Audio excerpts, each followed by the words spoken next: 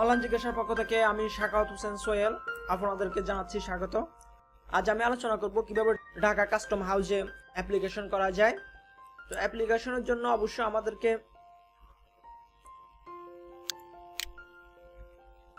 এই লিংকে যেতে হবে, অর্থাৎ dknbat.teletalk.com.bd। তো এখানে গিয়ে আপনারা চাইলে অ্যাপ্লিকেশনটা পড়ে নিতে পারেন এবং এই অপশনটিতে আপনি ক্লিক করলে অ্যাপ্লিকেশন ফর্ম পূরণ করতে পারবেন। তো আমি অ্যাপ্লিকেশন সার্কুলারটি ওপেন করে দেখাচ্ছি, এখানে ক্লিক করব।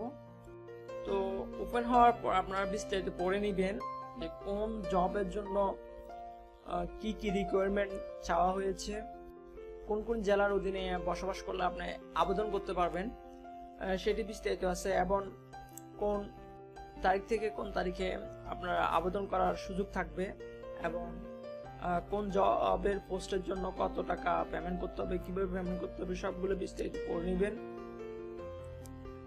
তো এবার হচ্ছে আমাদের অ্যাপ্লিকেশন ফর্ম, এই অপশনটিতে আমি ক্লিক করব। তো আমি যে পোস্টের জন্য আবেদন করব সাধারণত সেই পোস্টে আমি জাস্ট ক্লিক করব। তো আমি কম্পিউটার অপারেটরের জন্য আবেদন করব, সেই জন্য এই অপশনটিতে এখানে দেখতে পাচ্ছেন এখানে টিক মার্ক দেওয়ার অপশন আছে। তো আমি এখানে সিলেক্ট করব। সিলেক্ট করার সাথে সাথে এখানে নেক্সট বাটনটি ভিজিবল হয়ে যাবে। আমি নেক্সট বাটনে যাব। যাওয়ার পর আমি ফুল ফর্মটি পূরণ করব স্টেপ বাই স্টেপ। তো প্রথমে আমি পার্সোনাল ইনফরমেশন দিব, এখানে আমার নাম দিব, এখানে আমার বাবার নাম দিব, এখানে আমার মায়ের নাম দিব, এখানে আমার জন্ম তারিখ দিব, এখানে আমার জেন্ডার দিব, এখানে আমার ন্যাশনালিটি দিব, এখানে আমার ধর্ম সিলেক্ট করব, এখানে আমার ন্যাশনাল আইডি দিব, এখানে পাসপোর্ট আইডি থাকলে পাসপোর্ট দিব, বার্থ রেজিস্ট্রেশন কার্ড থাকলে কার্ডের কোড দিব, এবং বিবাহিত হলে বিবাহিত দিব, সিঙ্গেল হলে সিঙ্গেল দিব, যেমন কোটা থাকলে কোটা সিলেক্ট করব এখানে। তো আমি সবগুলো স্টেপ বাই স্টেপ পূরণ করতেছি।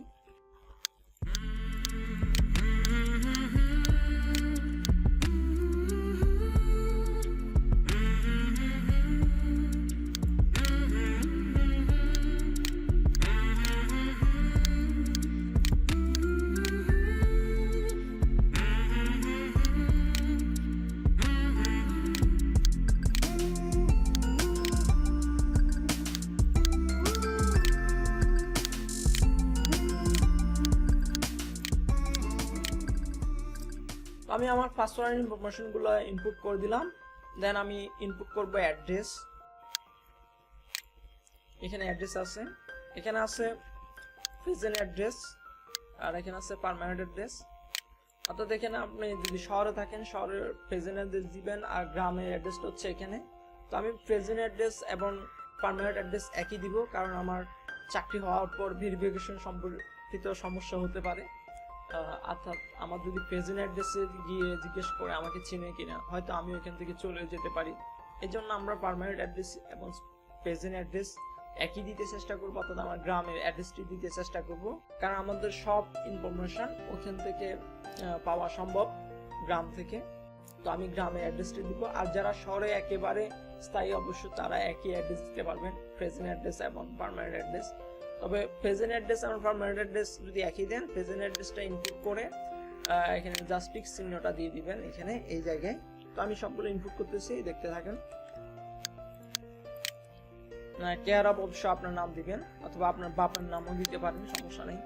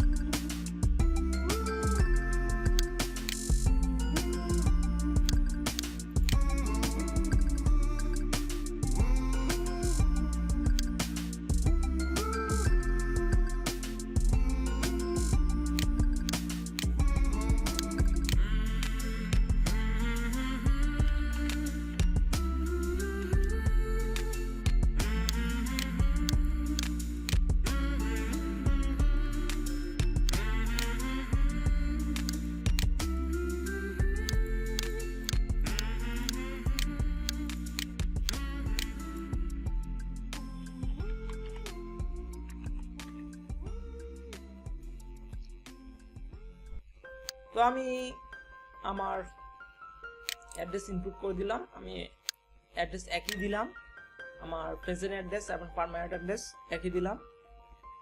দেন আমি ইনপুট করব আমার একাডেমিক কোয়ালিফিকেশন। এখানে আছে এসএসসি, এখানে আছে এসএসসি, এখানে আছে গ্রাজুয়েশন, অর্থাৎ এখানে আছে অনার্স লেভেলের। তো আমি সবগুলো ইনপুট করতেছি।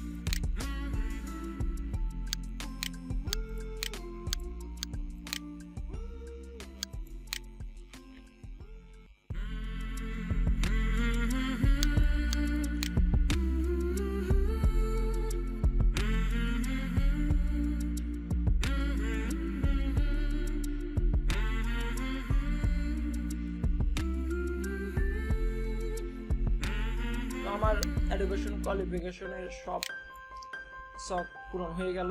দেন আমি যাব প্রফেশনাল স্কিল। তো প্রফেশনাল স্কিল যদি থাকে তারা জাস্ট এখানে টিক চিহ্ন দিয়ে দিবেন, দেন এগুলো ইনপুট করে দিবেন। আর যদি কয়েকটা থাকে তাহলে মোর অপশনে ক্লিক করবেন। আমি দেখিয়ে দিচ্ছি একটা।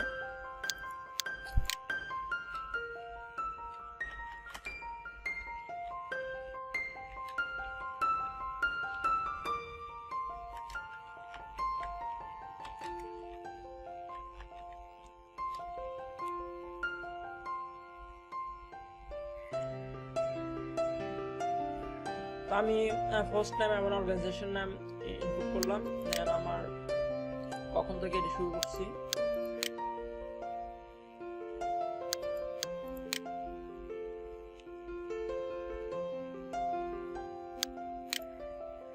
দেন কখন থেকে চলতেছে,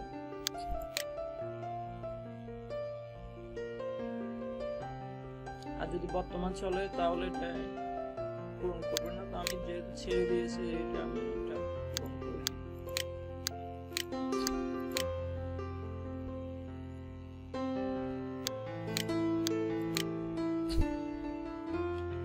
এখানে রেসপন্সিবিলিটি আমরা একটা এক্সপেরিয়েন্স লিখে দিবেন। আপনার যদি আরো এক্সপেরিয়েন্স থাকে তাহলে মোর ইনপুট করবেন, আর না থাকলে রিমুভ করে দিবেন। দেন এখানে minimum speed in computer typing English 20 word and Bangla হচ্ছে 20 ওয়ার্ড। তো আপনার যদি এই স্কিল থাকে অবশ্যই থাকতে হবে, যেহেতু আপনার কম্পিউটার জবের জন্য আপনি অ্যাপ্লাই করতেছেন, অবশ্যই আপনাকে এখানে থাকতে হবে। ইয়েস দিবেন। আর যদি আপনার ওই ডিপার্টমেন্টের ক্যান্ডিডেট হয়ে থাকেন তাহলে সিলেক্ট করবেন, আর নাহলে আদার্সে ক্লিক করবেন। তো এখানে একটা ক্যাপচা আছে, এই ক্যাপচাটা এখানে ইনপুট করতে হবে। আমি করব, করে এখানে টিক চিহ্ন দিবেন এবং নেক্সট বাটনে ক্লিক করবেন।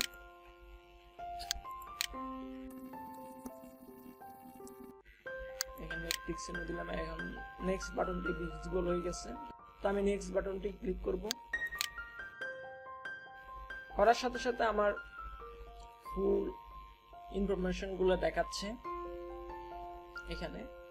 তো আপনি একবার দেখে নেবেন কি ভুল হলো কিনা। ভুল হলে এখানে ক্লিক করে আবার এডিট অপশনে যেতে পারবেন, এখানে ক্লিক করে এডিট করতে পারবেন। তো আমার যেহেতু কোনো কিছু ভুল নেই সেহেতু আমি নেক্সট অপশনে যাব। নেক্সট অপশনের জন্য আপনাকে অবশ্যই ফটো এবং সাইন ইনপুট করতে হবে। এখানে ফটো আপলোড করছে, এখানে সাইন আপলোড করছে। ফটো সাইজ হতে হবে 300x300 পিক্সেল এবং 100 KB এর বেশি হতে পারবে না। এবং এখানে বলা আছে সাইনের সাইজ হতে হবে 300x80 পিক্সেল এবং 60 KB এর বেশি হতে পারবে না। তো আমি এখানে ক্লিক করে ফটো, এখানে ক্লিক করে সাইন আপলোড করে দিচ্ছি।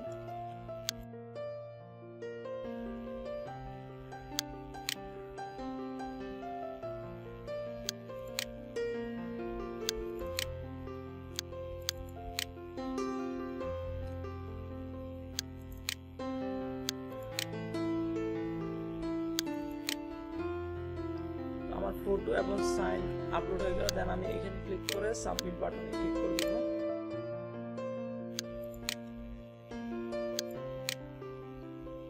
সাবমিট বাটন ক্লিক করার পর আমাদের সব ইনফরমেশন এখানে চলে আসছে।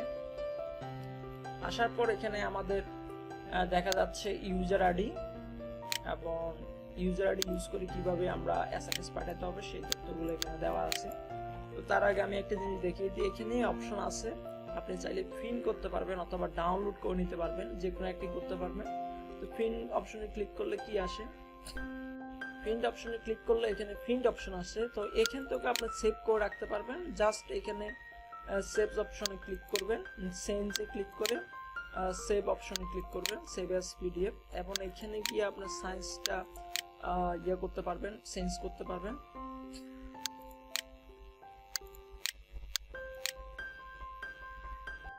দেন সেভ অপশনে ক্লিক করবেন,